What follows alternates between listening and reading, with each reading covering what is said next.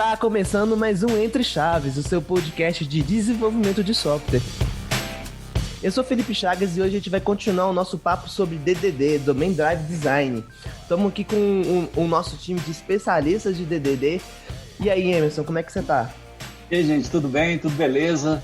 Vamos continuar nosso papo aqui. E aí, Otávio? E aí, gente, estamos de volta aí para falar sobre DDD e não tem nenhum especialista aqui, segundo o que o Chagas falou, hein? Isso aí é mentira. E aí, Romeu, como é que estamos aí?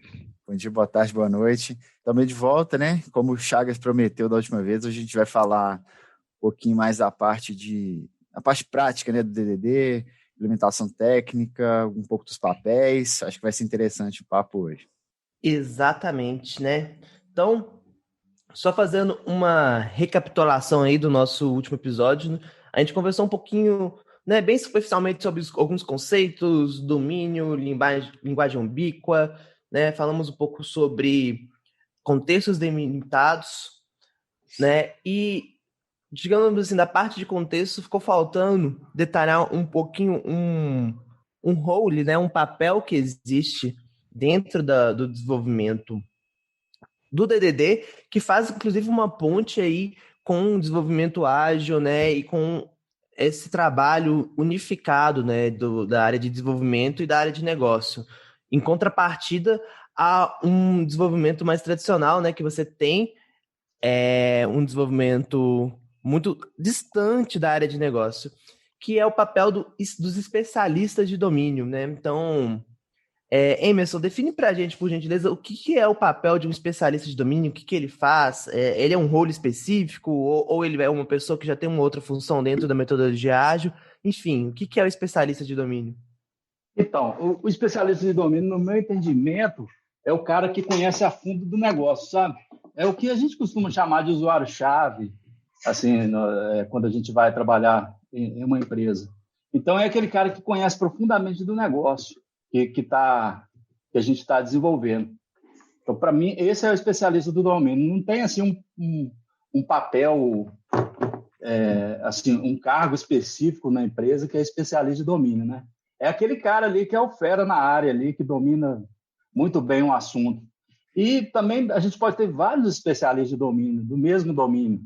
Assim, é uma coisa que não é o cara, né? São os caras, geralmente. Os especialistas de domínio, ele não precisa conhecer de modelagem também, não? Assim, esse cara ele precisa só saber do negócio, ele tem que saber um pouquinho técnico ali para ele saber que entidade que relaciona com o quê, como que isso vai funcionar na parte de modelagem. Não, cara, quem tem que conhecer disso é a gente, entendeu? Então, o especialista de domínio é o cara que conhece do negócio. Você tem um negócio de vídeo, por exemplo. O especialista de domínio é o cara que conhece ali dos vídeos, das regras de negócio. Você tem um hospital. O especialista de domínio é o cara que conhece da área ali que a gente está atuando, né? do subdomínio ali. Mas então, se eu tiver uma pessoa no time que faz as duas coisas, e consegue fazer as duas coisas, é mais interessante que ele seja especialista de domínio ou essa divisão de papéis ela precisa acontecer? Geralmente, o especialista de domínio está no time do cliente, né? Então, assim, se você tiver um cara de especialista de domínio que conhece de tecnologia, de modelagem, seria legal, mas, assim, para mim, não é um pré-requisito. Estou falando o que eu acho, gente. Eu posso e não necessariamente vai ter um ganho, tá, Romeu? Tem um cara que tem as duas funções ali. O especialista do domínio é um cara que ele é uma referência, né, digamos, nas regras de negócios que estão em torno daquele domínio. Então, por exemplo, se eu faço estou desenvolvendo um software, sei lá, para o supermercado. Então, a gente pode entender que no domínio do supermercado, a gente vai ter um domínio da venda ali dentro do caixa, um domínio logística, né, com a parte de suprimentos. Estou aqui fazendo bem simplificado. Então, o cara, né, do marketing, exatamente, da manutenção, do supermercado, enfim. Mas vamos pegar aí a logística. O cara da logística é o cara que consegue, inclusive logística é um campo gigantesco, né? Talvez você até quebre mais de um domínio. Mas, simplificando, o cara da logística, o especialista, é um cara que sabe de ponta a ponta as regras, sabe quem você procurar caso precise de um detalhamento, um refinamento maior. Então, ele vai ser aquela referência mesmo tipo um ponto focal para discussões de negócio, sabe? Então, eu não vejo ele como tendo que ter algum tipo de conhecimento técnico, não. E nem sempre é um papel formalizado, né? A gente até estava comentando antes aqui que, assim, as poucas pessoas já trabalharam num time, pelo menos no nosso contexto aqui na DTI, que tinha um cara com esse crachá lá de especialista de domínio, né? Acaba sendo uma coisa um pouco abstraída por outros papéis, né? Por exemplo, um Product Owner pode ser Sim. considerado um especialista de domínio, né? Ou às vezes até uma pessoa que está no... Desculpa aí, mas vai lá. Desculpa, eu acho que o Product Owner é um cara que vê um pouco acima, sabe? Ele está vendo de cima o lance. Eu acho que ele pode até ser considerado um especialista de domínio um pouco mais genérico. É o cara que vê, ele liga todos os especialistas de domínio, vamos pensar assim, sabe? Talvez o dono do produto ele pode até ser especialista de um dos domínios, mas além dessa função, ele tem a função de cuidar do produto e da evolução dele, né? Assim, exatamente. Mas ao mesmo tempo que, às vezes, a gente tem um especialista de domínio, mas ele é o cara que está no chão de fábrica, ou é um especialista de domínio, mas ele trabalha numa parte de pesquisa, enfim, isso varia. Eu acho legal que mesmo quando quem não trabalha com o DDD, né, não trabalha usando essa metodologia de desenvolvimento, em geral, informalmente, tem os especialistas de domínio, né? Ah, não, isso aqui procura fulano, que ele é o cara que sabe dessas regras. Uma coisa que a gente falou no episódio passado muito sobre linguagem onipresente, né, ou linguagem ubíqua.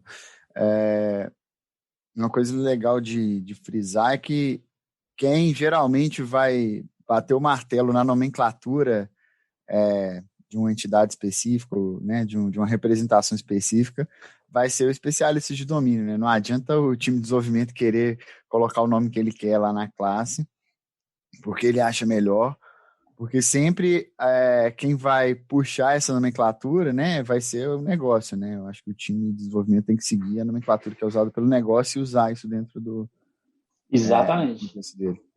Exato. E uma coisa que eu acho importante, né, é que quando a gente começa a falar assim, não, vou ter uma pessoa que ela é especialista de tal coisa, pode indiretamente criar uma cultura de fragilidade. Por quê? Porque você fica talvez dependendo de um especialista, dependendo de um ponto focal para fazer certas discussões. Por isso é muito importante a gente trabalhar com o quê? Com, primeiro, redundância e, segundo, ter uma documentação muito boa. Então, eu costumo dizer que quando a gente começa a fazer um trabalho mais orientado a DDD, um trabalho inicial muito importante é documentar isso de forma clara, objetiva, né? Não é também escrever livros e livros de documentação, mas que consiga passar esses conhecimentos para qualquer pessoa que entre, né? Seja no cliente ou no time de desenvolvimento. Isso é muito importante mesmo. Porque senão você perde, às vezes, um especialista de domínio e aí todas as regras do domínio estavam na cabeça dele, né? Isso é um problema que muita empresa que menospreza a documentação acaba passando. Ágil não é não ter documentação, né? Você ter documentação suficientemente boa para que você consiga trabalhar e manter o conhecimento dentro do time. Isso. Né? Mas... E o suficiente, às vezes, é muita documentação, né? Porque também já ouvi falar assim, a ágil não é não ter documentação, é ter pouca documentação. Não. Eu gostei do termo que você usou aí, Romeu, que é ter documentação suficiente. Exato. Porque documentação é igual filho, né? Uma vez que você tem que criar, né? Você tem que manter. Sim. Então, assim, você tem que tomar muito cuidado com a quantidade de filho que você tem, né? Ou não, né? Assim, você tem que ser leve. Você pode falar, cara, essa documentação aqui não tá boa, vou começar outra. E filho, você não pode fazer isso, tá, gente? Vamos deixar bem claro aqui. Por favor. Chaves é contra abandono de incapaz aqui. Ok, então passamos mais um conceito aqui, né, que é muito importante, que a gente deixou de falar no episódio passado, e vamos agora já chegar na parte mais técnica, né? Então, a gente vai fazer um trabalho, vamos entender os domínios, as entidades, fazer um mapa de contexto, né? Principalmente quando a gente tem muitos contextos, é muito importante esse trabalho, entender como que as entidades se relacionam, né? Às vezes a entidade ela se manifesta num domínio e se manifesta em outro também. Tudo isso usando uma linguagem unificada, uma linguagem que todo mundo entende, conversando bastante aí com a área de negócio, com nossos especialistas de domínios. Vamos então botar a mão na massa, né?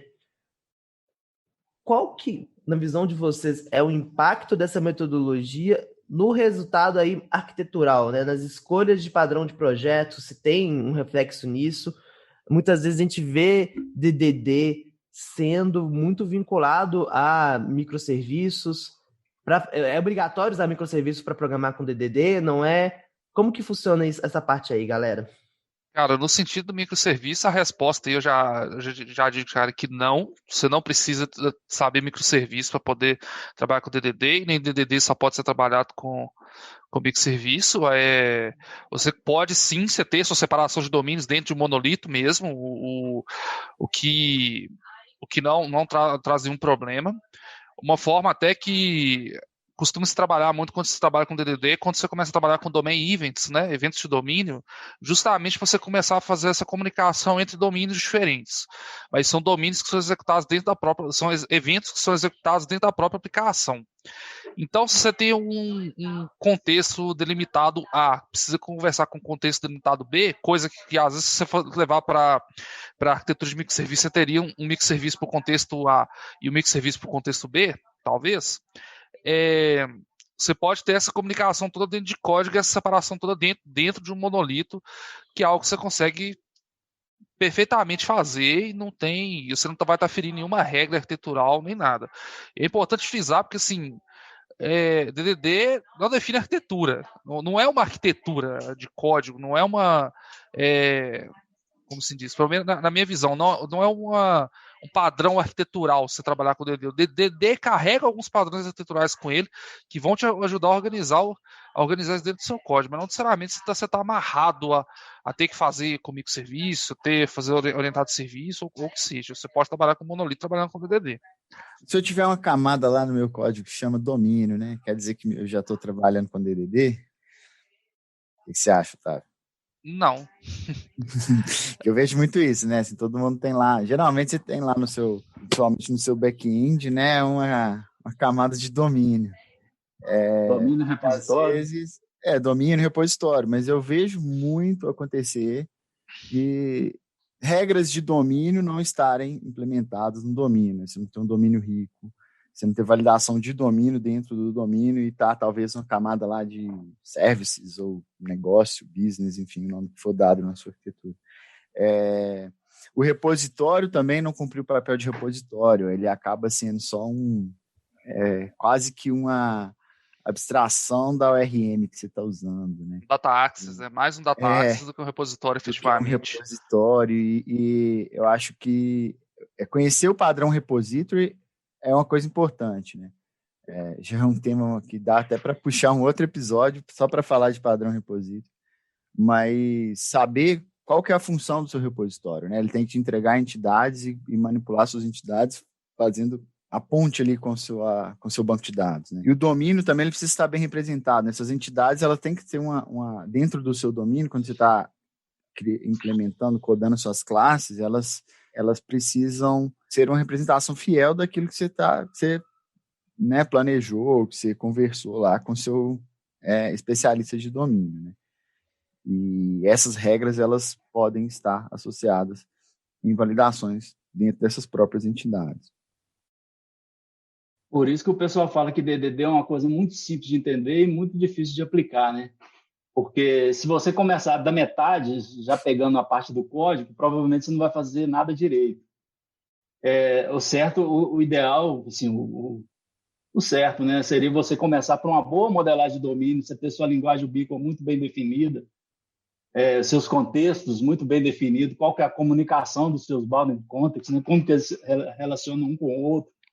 Daí você vai ter um material muito grande para você definir seu código, sabe? Você começar a programar. Aí você vai ter uma modelagem rica, sabe? Você não vai ter classes anêmicas dentro do seu código. Vai ser uma coisa muito bacana assim, de fazer. O que eu vejo muito acontecer, por exemplo, você tem lá um sistema que você coloca a entidade pessoa. Você cria lá uma classe, pessoa. E aí, beleza, você coloca, ela tem nome,